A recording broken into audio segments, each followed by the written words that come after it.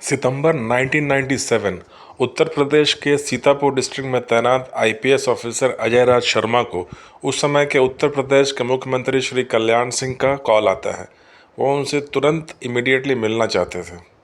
अजय राज शर्मा कल्याण सिंह से मिलने पहुंचते हैं। वहां पहुंचने के बाद उन्होंने कहा कि कहते हैं अजय राज शर्मा जी, जो उन्होंने बीबीसी को दिए एक इंटरव्यू में बताया कि मैंने देखा है कि मुख्यमंत्री कल्याण सिंह काफ़ी परेशान से लग रहे थे और गेस्ट हाउस में टहल रहे थे।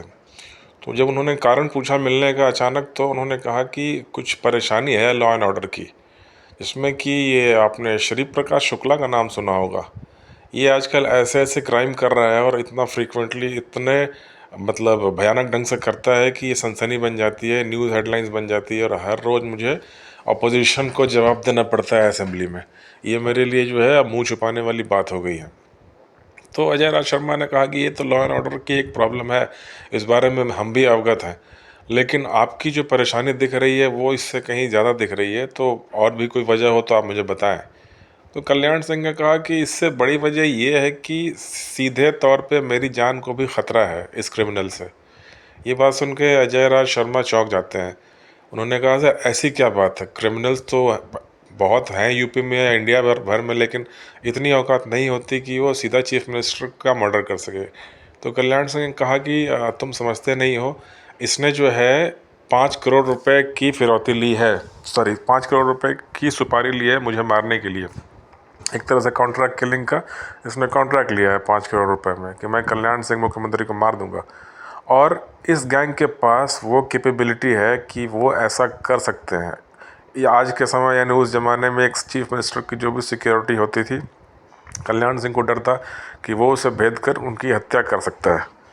तो उन्होंने कहा कि अजय राज जी, इसलिए हमने आपको यहाँ पे बुलाया है और आप इस चीज़ का चार्ज संभालिए और इस खतरे को आप न्यूट्रलाइज़ कीजिए।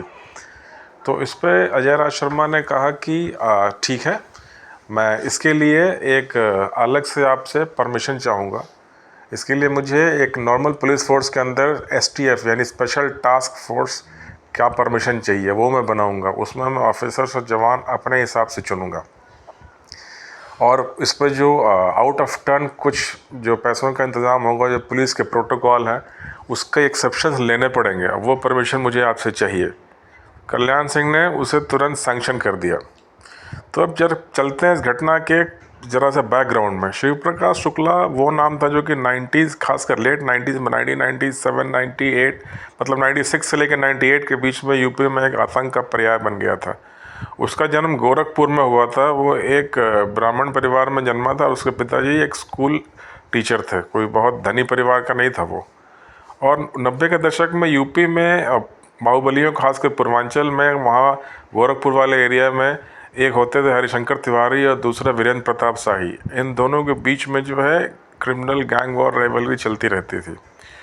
उसी बीच में जो है, उसी माहौल में ये पला बढ़ा और एक घटना थी जिसके कारण शायद क्राइम की दुनिया में इसका पदार्पण हो गया, एंट्री हो गई। वो ये कि कहते हैं कि गोरखपुर में कहीं अपने बहन के साथ जा रहा था, किसी लड़के ने उससे छेड़खानी की तो मारपीट शुरू हो गई और उसमें श्री प्रकाश शुक्ला ने उसे इतना मारा कि वो लड़का मर गया। उस समय एक टीनेजर था, 18 साल से नीचे था। कहते हैं कि इसका शरीर का कद काठी इसकी काफ़ी अच्छी थी और इसे कुश्ती लड़ने का शौक़ था। उस मारपीट में इसके हाथ से हत्या हो गई उस लड़के की जिसने इसकी बहन को छेड़ा था।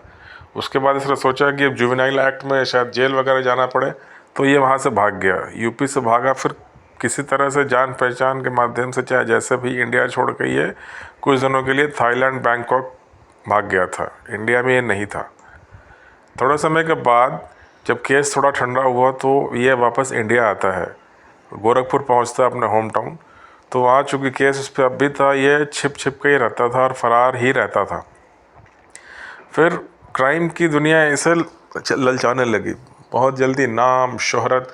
और 90 के दशक में चूँकि क्राइम का बोलबाला था यूपी में, और एक क्राइम का ग्लोरिफिकेशन भी होता था उस समय। अगर आप उस समय की फिल्में देख लीजिए या कुछ भी देख लीजिए तो ऐसा लगता है कि क्रिमिनल जो है एक राजा की ज़िंदगी जीता है और जो है बहुत जल्दी इसमें करोड़ों में आप खेल सकते हैं। ये सब चीज़ें इससे भी आकर्षित करने लगी। तो उस समय जो बड़े बड़े गैंगस्टर थे, ये एक हरिशंकर तिवारी और वीरेंद्र प्रताप शाही का ही गैंग था, तो ये किसी गैंग में शामिल नहीं हुआ। इसने सोचा कि मैं अपना मुकाम खुद बनाऊंगा अपराध की दुनिया में, और अपराधी अब मेरे नाम से कांपेंगे। क्योंकि वो लोग कुछ अपराधियों में भी कुछ शरीफ टाइप के अपराधी होते थे, हरिशंकर तिवारी और वीरेंद्र प्रताप शाही, जिन जो सरकारी ठेके कॉन्ट्रैक्ट इस ढंग के वो कॉन्ट्रैक्ट लेके और उससे धन उगाही करते थे। सीधी तौर पे पब्लिक पे हाथ नहीं डालते थे वो लोग कि किसी को मार के बस छीन लो, वसूली कर लो सीधा। इसने वो काम शुरू किया। सबसे पहली जो इसकी घटना आती है जिस कारण इसका आतंक या इसका नाम आ गया अपराध की दुनिया में, वो है जनवरी 1997।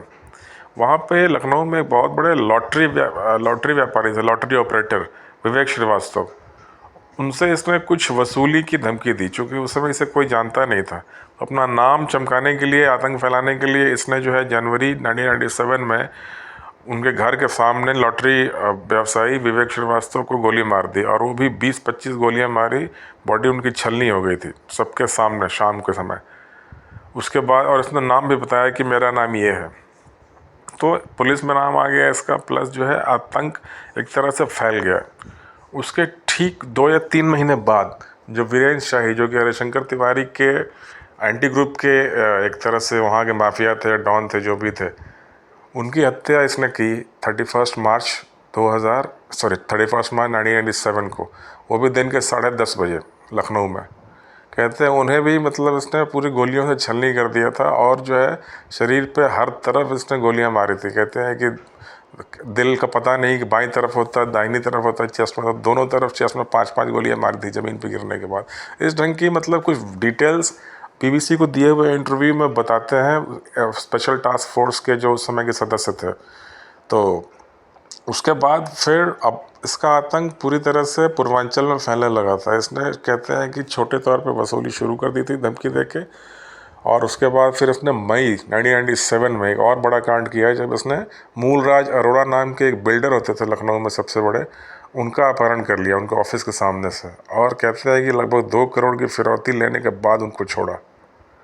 अब इसके गैंग में भी कुछ लोग शामिल हो गए थे, और ये हरिशंकर तिवारी जैसे, अब वीरेंद्र शाही रहे नहीं, हरिशंकर तिवारी जैसे गैंगस्टर से भी बड़ा नाम इसका आने लगा था। फिर 2 महीने के बाद अगस्त में एक और ऐसी घटना होती है, जब लखनऊ विधानसभा के पास एक दिलीप होटल था, वहाँ घुस के इसने 3 लोगों की हत्या कर दी, वो भी AK-47 से। कहते हैं 100 राउंड से ज़्यादा गोलियाँ चली, और उन गोलियों की आवाज़ लखनऊ विधानसभा के कैंपस में भी सुनी गई थी। और उसके बाद सितंबर में उसने कल्याण सिंह की हत्या की सुपारी ली कि मैं 5 करोड़ रुपए में कल्याण सिंह की हत्या कर दूंगा।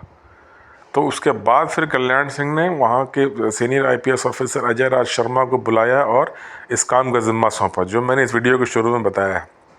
ये अजय राज शर्मा, आपको बता दें कि ये वही IPS ऑफिसर हैं जो कि BSF के DG डायरेक्टर जनरल रह चुके हैं, दिल्ली पुलिस में भी डायरेक्टर जनरल रह चुके हैं, यानी कमिश्नर रह चुके हैं।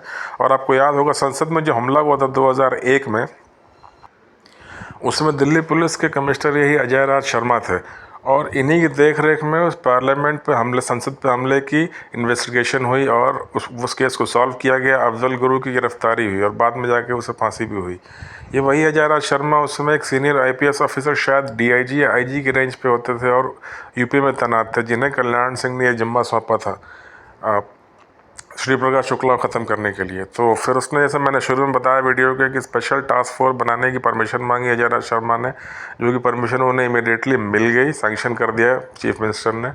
उसमें उन्होंने स्पेशल टास्क फोर्स, वो एक तरह से पहली बार गठन हुआ था, और उसमें उन्होंने 35 साल से नीचे के सारे पुलिस वालों को जो है सेलेक्ट किया, और उसमें ऑफिसर में ये सबसे सीनियर खुद ही लीड कर रहे थे उस पूरी STF को।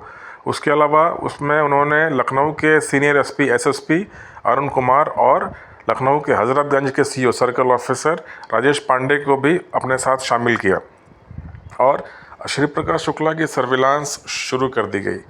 उसके लिए उन्होंने 10 टाटा सूमो जीप का भी ऑर्डर दिया था। टाटा सूमो वो एक तरह से उस समय पुलिस यूज़ नहीं करती थी, पुलिस की जीप दूसरे रंग की होती थी, तो टाटा सूमो जो है बिना नंबर प्लेट वाली उन्होंने एक ही रंग की सफ़ेद ऑर्डर की, जो कि जनरली उस समय सिविलियन ही यूज़ किया करते थे। और उसके बाद श्री प्रकाश शुक्ला की सर्विलांस शुरू कर दी गई। कहते हैं कि उस समय तक STF या पुलिस के पास श्री प्रकाश शुक्ला की कोई फ़ोटो नहीं थी, फिर पुलिस ने उसके रिश्तेदारों को खोजना शुरू किया तो पता चला कि एक बार ही अपने किसी बहनोई की शादी में जो है आया था लखनऊ में, तो उसकी फ़ोटोग्राफ कहीं से इसने करवाई थी। जब उस फ़ोटो स्टूडियो वाले से पुलिस ने पूछा तो उसने कहा कि जी हमने वो सारे फ़ोटोग्राफ जला दिए, क्योंकि उसने धमकी दी थी कि मेरा फ़ोटो अगर किसी के पास हुआ तो 24 घंटे के अंदर मैं उसे जान से मार दूँगा। फिर पुलिस जो है उसके बहनोई के घर पहुंचती है और किसी तरह से उन्होंने उस शादी की कुछ फ़ोटोग्राफ निकालने के लिए रिक्वेस्ट किया, लेकिन वो डर के मारे उन्होंने मना कर दिया। कहते हैं कि जी वो किसी का साला नहीं है, रिश्तेदार नहीं है, उसने साफ कहा है कि अगर फ़ोटो मेरी किसी के पास मिली तो मैं उसे मार दूंगा। फिर पुलिस ने किसी तरह से आश्वासन दे के एक फ़ोटोग्राफ जो है एल्बम से निकलवाया, और ये जो स्क्रीन पे आप देख रहे हैं यही एकमात्र फ़ोटो है। इस फ़ोटोग्राफ को किसी और के शरीर पे, मतलब नीचे जो जैकेट वाला हिस्सा है कंधे के नीचे वाला वो, लेकिन चेहरा उसी का था, वो पेस्ट करके फ़ोटो अखबार में छाप दी गई। अब जब ये पता चलता श्री प्रकाश शुक्ला को तो वो बौखला गया कि अखबार में उसकी फ़ोटो कैसे आई। उसने जहाँ तहाँ से अपने जो भी उसका नेटवर्क होगा पता करने की कोशिश की, तो समझ में नहीं आया कि फ़ोटो कहाँ से निकली है। बहरहाल अब वो समझ गया था कि एसटीएफ का गठन हो गया है, पेपर में छप गया था, इसलिए वो भी अब खुलेआम जल्दी बाहर निकलने से डरने लगा, छिप छिप के ही रहता था। फिर उसकी ट्रैकिंग शुरू हुई। उस ज़माने में मोबाइल फ़ोन अभी आ ही रहे थे, कहीं नहीं थे, तो उस समय पुलिस के मुखबिर या जो इन्फॉर्मर नेटवर्क है उसी पे पुलिस ज़्यादा डिपेंड करती थी, और उसी के सहारे उन्हें पहुंचना होता था अपराधियों तक। तो उस समय फिर पता लगा कि आजकल वो गोरखपुर या कहीं लखनऊ है, जहाँ जहाँ पुलिस को खबर मिलती थी पुलिस वहाँ जाती थी। 2-3 बार ऐसा हुआ कि पुलिस पहुंची, उसके पहले वो निकल गया। फिर आया 4-5 महीने बीत गए। 1998 के शुरू में इसने पेजर का इस्तेमाल करना शुरू किया। तो जब पुलिस को पता चला तो उन्होंने सारे पेजर और मोबाइल नेटवर्क को सर्विलांस पर डाला था। थोड़ा टाइम बाद जब उसने मोबाइल ले लिया, ऐसे नए मोबाइल फ़ोन का शौक़ था, तब जो है फिर इसकी ट्रैकिंग थोड़ी सी इजी हो गई। और उस समय फ़ोन का ट्रैक करना और फ़ोन की कॉल रिकॉर्डिंग सुनना, ये टेक्नोलॉजी भी इतनी आसान नहीं थी। कहते हैं कि आईआईटी कानपुर के कुछ टेक्नीशियंस, इंजीनियर की भी इसमें मदद ली गई थी उसके मोबाइल फ़ोन की रिकॉर्डिंग सुनने के लिए। इसी दौरान 1998 में जुलाई अगस्त के महीने में उसका ट्रेस मिला कि उसने लखनऊ में किसी एक बिल्डर को, होटल मालिक को फिरौती के लिए धमकी दी है। वो हुआ कुछ यूँ कि जब उससे ये धमकी मिली तो वो घबरा गया बिल्डर और रोने लगा, और संजोग से उस बिल्डर का एक दोस्त लखनऊ मेडिकल कॉलेज के कार्डियोलॉजी डिपार्टमेंट में बहुत बड़े डॉक्टर थे, और उनकी जान पहचान अजय राज शर्मा से थी। तो जैसे ही धमकी आया तो वो बिल्डर घबरा के, या होटल मालिक जो है भी घबरा के, उसने अपने दोस्त से उस बात की चर्चा की। जो उनके दोस्त डॉक्टर साहब थे उन्होंने कहा कि भाई मेरी जान पहचान अजय राज जी से है, शर्मा जी से, जो कि इस समय स्पेशल टास्क फोर्स एसटीएफ के हेड हैं, चलो मैं उनसे मिलवाता हूँ। तो उन्हें मिलवाने ले गए, और ये एक संजोग की बात थी, जिनकी तलाश थी अजय राज शर्मा को, एक तरह से वही लोग आ गए। तो उन्होंने कहा कि ठीक है, उसने धमकी दी है कि भाई अब जितना भी तुमने कमाया है मुझे 10% टोटल हिस्सा चाहिए, जितनी भी तुमने बिल्डिंग या होटल बनाए हैं। तो अजय राज शर्मा ने कहा कि भाई ठीक है, वो कल फिर फ़ोन करेगा, उसने कहा है ना। तो कल जब कॉल आए तो उसी बातों में थोड़ा आप लंबा उलझाइए ताकि हम उसकी बात सुने और लोकेशन ट्रेस करें। तो इस ढंग से बात शुरू हुई और फ़ोन की सर्विलांस थी। अगले दिन जब कॉल आया तो पुलिस ने उसकी बातचीत सुनी तो पता लगा कि वो दिल्ली से कहीं से बोल रहा है। उसने कहा था कि अभी मैं दिल्ली में हूँ, आता हूँ वहाँ, तो मुझे पैसे चाहिए 2 करोड़ या कुछ ऐसा उसने मांगा था, या जो भी 10% बनता हो टोटल प्रॉफिट का। तो बाद में पुलिस की टीम उसी दिन रवाना कर दी गई, जो स्पेशल टास्क फोर्स थी, जिसमें कि ये अरुण कुमार और ये राजेश पांडे और बाकी अन्य जो पुलिस वाले थे वो दिल्ली पहुंचते हैं बाई रोड।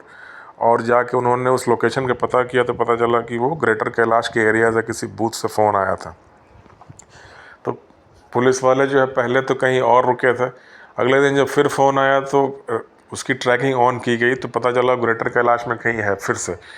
लेकिन जो पुलिस गाज़ियाबाद में कहीं रुकी थी, आज़ादपुर मंडी के पास, वहाँ से ग्रेटर कैलाश आप इतनी जल्दी पहुँच नहीं सकते, 10-12 मिनट की कॉल थी। फिर बाद में पुलिस अब उसके बाद ही वहाँ पहुँचती है, और जिस पीसीओ से उसने बात की वहाँ पहुँच के पुलिस ने पूछा कि इस शक्ल सूरत का कोई आदमी है, आया था थोड़ी देर पहले फ़ोन करने। तो उस पीसीओ वालों ने शायद बताया कि हाँ था, और अभी थोड़ी देर में वो पहले यहाँ से वो लोग डीसीएम सीलो, एक कार होती थी ब्लू रंग की डीसीएम सीलो कार से, वो लोग यहाँ से अभी निकले हैं। पुलिस शायद आगे जाएंगे तो मिल जाएंगे। तो पुलिस की जो टाटा सुमो गाड़ियाँ थी जो कि एक सिविलियन नंबर प्लेट लेके चल रही थी, पुलिस भी सादी वर्दी में थी, वहाँ से पुलिस ने पीछा करना शुरू किया। तो आगे किसी ट्रैफिक लाइट पे उन्हें एक DCM सीलो कार दिखाई देती है ब्लू रंग की, जो कि हरियाणा नंबर HR 26 गुड़गांव का नंबर प्लेट लगा हुआ था, वो भी फर्जी था। पुलिस पीछा करती है तो आगे जाके वो NH 24 पकड़ लेती है, वो DCM सीलो। और शायद उस समय उससे शक हो गया था कि पुलिस उसका पीछा कर रही है, कोई पीछा कर रहा है, तो उसने गाड़ी की स्पीड बढ़ानी शुरू की। तो पुलिस की एक गाड़ी ने स्पीड बढ़ा के उसे ओवरटेक करके आगे निकल गई, ताकि उसे लगा कि ये कोई नॉर्मल इंसान होगा, ओवरटेक करके चला गया। बाकी और 2 टाटा सुमो गाड़ियाँ अभी भी पीछे पीछे चल रही थी। आगे जाके फिर उसने जो है इंदिरापुरम के बाद कौशाम्बी की तरफ गाड़ी मोड़ी, पुलिस की गाड़ी भी उसके पीछे थी। थोड़ी दूर आगे जाके उससे शक हो गया कि ये कोई दुश्मन या पुलिस ही है। तब उसने गाड़ी अपने कच्चे रास्ते पर उतार ली, और किस्मत से आगे जाके वो रास्ता जंगल था, बंद था। उसने सोचा वो कच्चा रास्ता है, कहीं आगे गांव में खुलेगा, मैं निकल जाऊंगा यहाँ से, लेकिन वो रास्ता आगे जंगल था और आगे रास्ता था नहीं। तो उसके बाद एक गाड़ी आके सामने से घेर लेती है उसको। तो उसी समय जो फिर वो निकल के कूद के भागता, उसके साथ उसके गाड़ी में और 2 लोग, उसका एक दोस्त अनुज प्रताप सिंह और एक अभिषेक त्रिपाठी नाम के 2 लोग और थे। वो दोनों गाड़ी में ही मारे जाते हैं पुलिस की गोली से, और ये अकेला भागना शुरू करता है। पुलिस उसके पीछे थी और दोनों तरफ से गोलीबारी शुरू होती है। उस दिन इसके पास संजोग से AK-47 नहीं थी, पिस्टल से फायर कर रहा था, और थोड़ी देर के दौड़ भाग के बाद जो है इसे गोली लगती है और वो गिर जाता है। राजेश पांडे और अरुण कुमार एकदम फ्रंट रनर थे। अविनाश मिश्रा सब इंस्पेक्टर थे, वो भी सामने सामने थे। उनकी जो है इंटरव्यू BBC में सुनेंगे तो वो साफ कहते हैं कि गोली लगने के बाद वो गिरा हुआ था। हम जब वहाँ पहुँचे तो वो गिड़गिड़ा रहा था कि छोड़ दो, जान से हमें मत मारो, लेकिन उससे गोली लग चुकी थी कई जगह और काफ़ी ब्लड निकल रहा था। तो पुलिस ने समझा नहीं कि कहाँ गोली लगी है, पैर में लगी है, लेकिन थोड़ी देर के बाद 1-2 मिनट के बाद उसकी आवाज़ ठंडी पड़ने लग गई। फिर उसे गाड़ी में लाद के हॉस्पिटल आ गया, तब पता चला कि सीने में और पेट में उसकी गोलियां लगी हैं। और हॉस्पिटल पहुंचने के बाद जो है डॉक्टरों ने उसे डेड घोषित कर दिया। तो उसके बाद फिर कंफर्म किया गया, उन्होंने अजय राज शर्मा ने कल्याण सिंह को बताया, तब उन्होंने फॉर्मल अनाउंसमेंट करी। कल्याण सिंह कहते हैं कि विश्वास नहीं कर रहे थे। फिर उन्होंने दोबारा कहा कि एक बार कंफर्म करो, तब मैं पब्लिक प्लेटफॉर्म पे अनाउंस करूँगा। डेड बॉडी देख के कंफर्म दोबारा की गई, फ़ोटोग्राफ भेजा गया, उसके बाद ये अनाउंसमेंट हो गई। तो अगर मेरा ये वीडियो अच्छा लगा हो तो प्लीज़ इसे लाइक कीजिए, इस चैनल को सब्सक्राइब कीजिए और शेयर कीजिए। और तब तक ये कहानी ये श्री प्रकाश शुक्ला के आतंक की थी, 90 के दशक का वो गैंगस्टर, जिसके कारण या उस जैसे लोगों के कारण गोरखपुर को शिकागो ऑफ द ईस्ट या स्लाइस ऑफ सिसिली भी कहते थे। और अगर आप ये जानना चाहते हैं कि ये मेरी इन्फॉर्मेशन की सोर्स कहाँ से है, तो बेसिकली एक किताब है अजय राज शर्मा द्वारा लिखी हुई, जिसका नाम है बाइटिंग द बुलेट। आप उस किताब को पढ़ सकते हैं, उसमें डिटेल मिलेगा। या BBC में उनके कुछ इंटरव्यूज़ हैं अजय राज शर्मा जी के और मिस्टर पांडे के, जो STF के जो राजेश पांडे जो मेंबर थे, उस इंटरव्यू से कुछ ये में इन्फॉर्मेशन आपको मिलेगी, या फिर डिटेल में बाइटिंग द बुलेट नाम की जो पुस्तक है उससे। तो मेरे वीडियो फिर से एक बार अनुरोध है कि मेरे वीडियो को लाइक कीजिए और चैनल को सब्सक्राइब कीजिए और अपने दोस्तों के साथ शेयर भी कीजिए। और अगर आपके कोई इसमें विचार हैं तो लिख के कमेंट बॉक्स में ज़रूर बताइए। तब तक के लिए बहुत बहुत धन्यवाद मेरा वीडियो देखने के लिए। मिलते हैं अपने अगले संस्करण में, फिर किसी और विषय पर बात करेंगे। बहुत बहुत धन्यवाद आप सबका।